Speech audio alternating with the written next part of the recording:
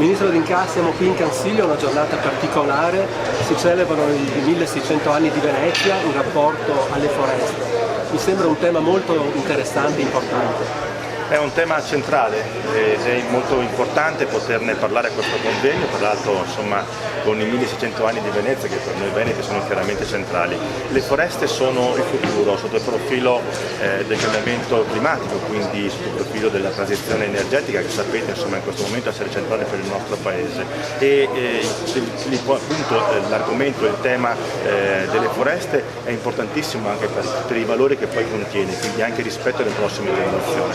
Se da una parte nella nostra cultura il bosco del Reme è stato il fondamentale appunto per la storia di Venezia, prossimamente i prossimi boschi saranno quelli della cultura, della conoscenza, è da qui che deve partire appunto un collegamento forte per le prossime generazioni tra quello che è stato la storia del nostro Veneto e di Venezia, con la centralità appunto delle foreste e nell'ambito climatico e dell'ecologia appunto un passaggio verso le nuove generazioni con tutto quello che sarà appunto il futuro collegato tra l'altro al PNRR e dai suoi importantissimi investimenti.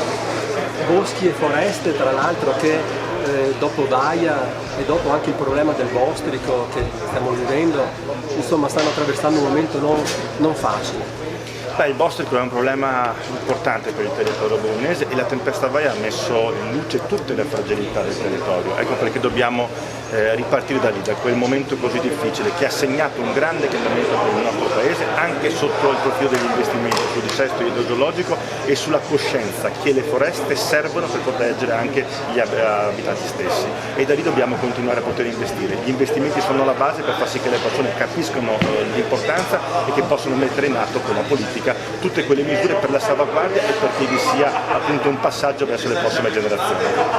Qui ci sono 1000 anni di gestione pubblica, adesso c'è Veneto Agricoltura, prima ovviamente tutte le altre amministrazioni fino al vescovo di Belluno. Ecco, quanto è importante la gestione pubblica su questo tipo di territorio? È importantissima perché le politiche si fanno su questi territori come gli alberi hanno 100 anni, 200 anni, ecco, la politica deve guardare alle prossime generazioni e quindi anche di una visione che guarda ai prossimi 100 anni. Il Consiglio non si guarda guardandolo semplicemente alla prossima legislatura, alla prossima amministrazione, lo si guarda a 100 anni, come hanno fatto le persone che ce l'hanno donato, gestendolo per 1000 anni consecutivi, in particolare dal 1548 quando è stato appunto istituito il Bosco del Reme di San Marco. Sì, però è molto semplice parlare così, però intanto c'è sempre molta difficoltà per la gente di montagna, per la gente che vive e che soprattutto mantiene queste località. Cosa fa il governo per sostenere l'agricoltura di montagna?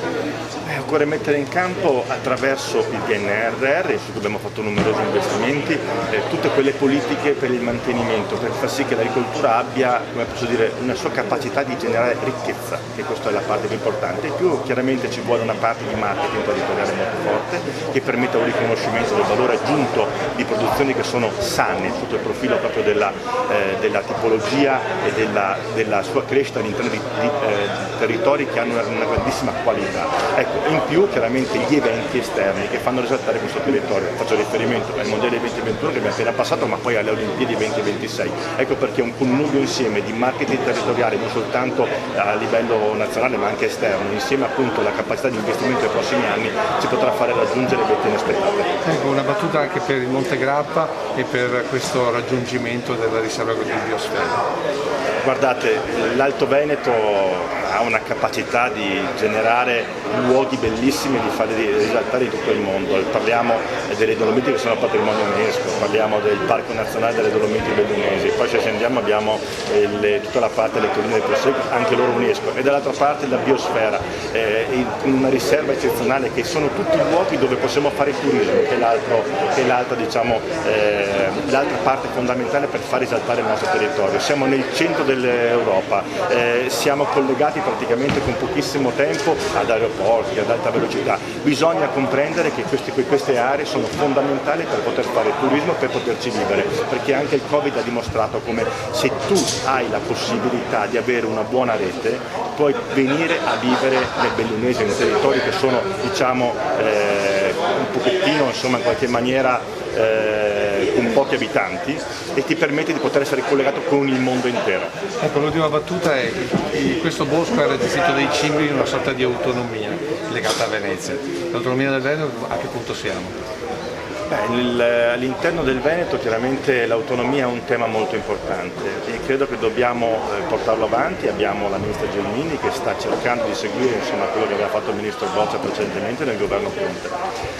Io credo che vada anche rivista una certa tipologia di autonomia, perché abbiamo visto con il Covid che 21 sistemi sanitari nel nostro paese probabilmente sono troppo differenti uno dall'altro, oppure in qualche maniera prendere le buone pratiche e portarle a tutti, e per cui da una parte ci possono essere delle richieste di autonomia maggiore perché si è più bravi a fare alcune cose, dall'altra probabilmente occorre capire chi ha fatto già delle buone politiche sul territorio e poterle esportare in altre regioni.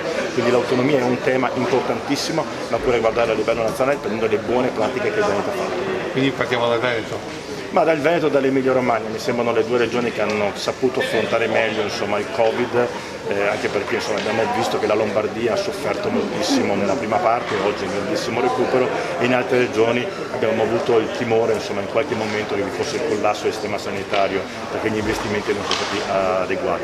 Però ripeto, la sanità, che di fatto è una politica autonoma che coinvolge appunto già le regioni, ci ha definito che in qualche maniera dobbiamo stare particolarmente attenti sul tema dell'autonomia. Alcuni possono farlo, altri molto meno. Un'ultima battuta allora, visto che ieri il Presidente del Consiglio ha tuonato per certi versi in favore del cambiamento climatico, l'ha detto agli americani, ecco, come il governo secondo lei si porrà di fronte a questo tema?